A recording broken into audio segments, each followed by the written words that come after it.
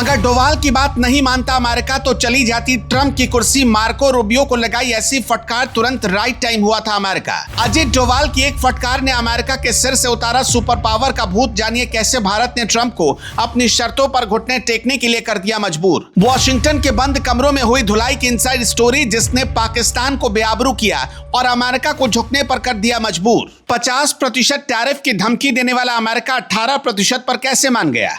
क्या डोवाल ने Marco Rubio को सच में उनकी औकात दिखा दी? नए भारत की इस कूटनीतिक स्ट्राइक ने दुनिया हिला दी है। वॉशिंगटन में डोवाल की दहाड़ और इस्लामाबाद में पसरा मातम। जो लोग कल तक छाती पीट रहे थे कि भारत अमेरिका के आगे नतमस्तक हो गया, जो लोग कह रहे थे कि मोदी सरकार ने देश के स्वाभिमान का सौदा कर दिया, आज उनके लिए ऐसी खबर आई कि उनकी रातों की नींद और दिन का चैन गायब होने वाला है। आज उन बुद्धिजीवियों के मुंह पर ताला लगने वाला है जो भारत को कमजोर समझ रहे थे।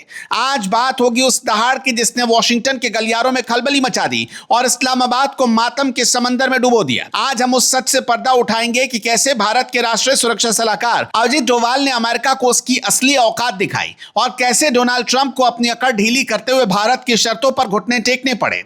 यह कोई मामूली समझौता नहीं है, यह नए भारत का वो शंखनाद है जिसकी गूंज से दुनिया की महाशक्ति का अहंकार चकनाचूर हो गया है। अमेरिका जो खुद को दुनिया का थानेदार समझता था, आज वो भारत के सामने 18% के टैरिफ पर आकर टिक गया है। और दूसरी तरफ वो भिखारी देश पाकिस्तान है जो अमेरिका के तलवे चाटता रहा, अपनी जमीन और खनिज लुटाता रहा, लेकिन बदले में उसे क्या मिला? ट्रंप ने उसे 19% के टैरिफ वाले अमित्र देशों की लिस्ट में डाल दिया। यह 1% का अंतर सिर्फ एक नंबर नहीं है, यह भारत के स्वाभिमान और पाकिस्तान की कंगाली के बीच की वो लकीर है जिसे अब कोई मिटा नहीं सकता।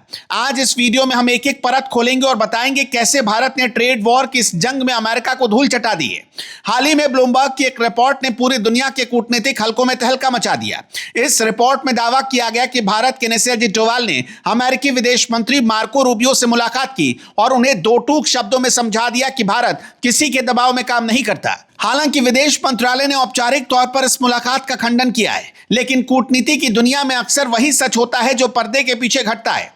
रिपोर्ट के मुताबिक डोवाल ने साफ कर दिया कि भारत ट्रंप प्रशासन की धमकियों से डरने वाला नहीं, और अगर अमेरिका ने अपना अड़ियल रवैया नहीं छोड़ा तो भारत उनके कार्यकाल के खत्म होने तक का इंतजार करने का हौसला रखता है। यह वो पल था जब अमेरिका को समझ में आ गया कि भारत अब 90 के दशक वाला देश नहीं रहा जिसे डरा धमकाकर अपनी बातें मनवाई जा सके। याद कीजिए वो वक्त जब डोनाल्ड ट्रंप ने भारत को टैरिफ किंग कहा था और भारतीय सामानों पर 50% तक टैक्स लगाने की धमकी दी। ट्रंप का अहंकार 7वें आसमान पर था। वो कह रहे थे कि भारत एक डेड इकोनॉमी है जो रूस से तेल खरीदकर पुतिन की मदद कर रहा है, लेकिन भारत ने ना तो तेल खरीदना बंद किया और न ही अपनी रक्षा जरूरतों से समझौता किया।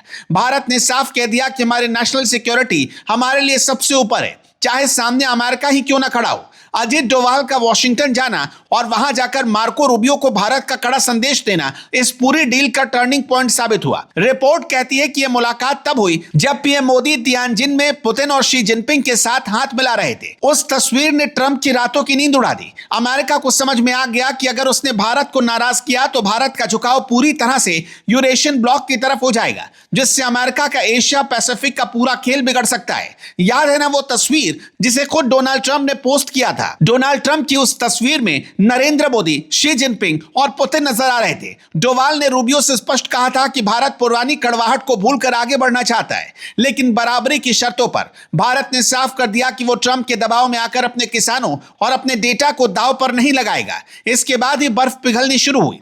16 सितंबर को ट्रंप ने खुद फोन करके पीएम मोदी को उनके जन्मदिन की बधाई दी और उनके काम की तारीफों के पुल बांधे। साल खत्म होते होते दोनों नेताओं के बीच 4 बार बातचीत हुई और नतीजा यह निकला कि जिस अमेरिका ने 50% टैरिफ की धमकी दी थी, उसने झुककर भारत के लिए टैक्स घटाकर 18% कर दिया। अब जरा पाकिस्तान के जख्मों पर नजर डालिए, जिन्हें भारत की इस जीत ने और गहरा कर दिया है। पाकिस्तान जो सालों से अमेरिका की चाकरी कर रहा है, जिसने अपनी संप्रभुता तक अमेरिका को गिरवी रख दी, उसे ट्रंप ने क्या दिया? पाकिस्तान को 19% के टैरिफ स्लैब में रखा गया है। यह उन देशों की श्रेणी है जिन्हें अमेरिका अपना दोस्त नहीं मानता। इस्लामाबाद में मातम पसरा है क्योंकि उन्हें उम्मीद थी कि अमेरिका उन्हें खैरात देगा, कम से कम भारत से कम टैरिफ लगाएगा, लेकिन ट्रंप एक मजे हुए व्यापारी निकले। उन्हें पता है कि पाकिस्तान के पास देने के लिए सिवाय आतंकवाद है और लेने के लिए सिर्फ कर्ज। पाकिस्तान की अर्थव्यवस्था आज वेंटिलेटर पर है और 19% का यह टैरिफ उसके निर्यात की कमर तोड़ देगा। लाहौर से लेकर रावलपिंडी तक आज चीख पुकार मची है, क्योंकि भारत ने बिना मांगे वो हासिल कर लिया जो पाकिस्तान गिड़गिड़ा कर भी नहीं कर सका। यह भारत की कूटनीतिक स्ट्राइक है जिसने पाकिस्तान को उसकी असली जगह दिखा दी। इस ट्रेड डील के पीछे 3 बड़े कांटे थे जिन्हें भारत ने बड़ी चतुराई से निकाला। पहला मुद्दा था डेयरी और कृषि क्षेत्र का।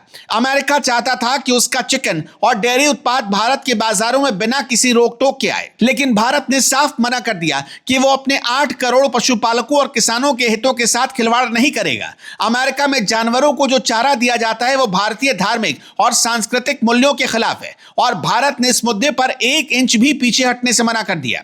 दूसरा मुद्दा था मेडिकल इक्विपमेंट और डेटा सिक्योरिटी। अमेरिका चाहता था कि उसकी कंपनियां भारतीय मरीजों से मनमाने कीमत वसूले और भारतीयों का डेटा अपने सर्वर पर ले जाए, लेकिन भारत सरकार ने स्टेंट और घुटने के इम्प्लांट की कीमतें तय कर दी और मास्टरकार्ड वीजा जैसी कंपनियों को मजबूर किया कि वो डेटा भारत में ही रखे। अमेरिका इन शर्तों को मानने के लिए तैयार नहीं था, लेकिन भारत की लोहे जैसी इच्छा शक्ति के आगे उसे हार माननी पड़ी। आज अमेरिका को भारत की जरूरत क्यों पड़ी, इसके पीछे की वजह भी जान लीजिए। पहली वजह है चीन का बढ़ता हुआ खतरा। अमेरिका जानता है कि एशिया में अगर कोई देश चीन की आंखों में आंखें डालकर बात कर सकता है तो वो सिर्फ भारत है। पाकिस्तान तो पहले ही चीन का गुलाम बन चुका है। ऐसे में अमेरिका के पास भारत के अलावा कोई विकल्प नहीं बचा। दूसरी वजह है ग्लोबल सप्लाई चेन। कोरोना के बाद दुनिया ने देख लिया कि चीन पर निर्भर रहना कितना खतरनाक है।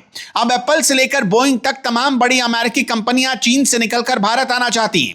अगर ट्रंप भारत पर टैरिफ कम नहीं करते तो अमेरिकी कंपनियों को ही सबसे ज्यादा नुकसान होता। भारत के पास 140 करोड़ लोगों का विशाल बाजार है जिसे कोई भी देश नजरअंदाज नहीं कर सकता। अमेरिका को समझ में आ गया कि अगर उसे अपना माल बेचना है तो भारत के नियमों को मानना ही होगा। तकनीकी रूप से देखा जाए तो इस लड़ाई में पलकें अमेरिका ने झपकाई हैं। अमेरिका का शुरुआती लक्ष्य फ्री ट्रेड एग्रीमेंट यानी जीरो टैक्स का था ताकि वो अपना सामान भारत में भर सके, लेकिन भारत ने 18% पर डील फिक्स करके अपनी मार्केट की सुरक्षा दीवार बनाए रखी है और हमने बादाम और अखरोट जैसे कुछ सामानों पर मामूली रियायतें दी हैं, लेकिन अपनी रेड लाइंस को कभी पार नहीं किया। हमने डेयरी सेक्टर को बचा लिया, हमने डेटा संप्रभुता को बचा लिया और हमने ये साबित कर दिया कि भारत अब किसी दबाव में आकर फैसले नहीं लेता।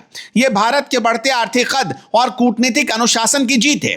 जब अमेरिका ने भारत से जीएसपी का दर्जा छीना था तब भारत ने शोर नहीं बचाया बल्कि अपनी मैन्युफैक्चरिंग को मजबूत किया। आज परिणाम सबके सामने है। पाकिस्तान के लिए 19% का टैरिफ किसी मौत की सजा से कम नहीं। उनका टेक्सटाइल उद्योग पहले से ही बिजली और कच्चे माल की किल्लत से मर रहा है।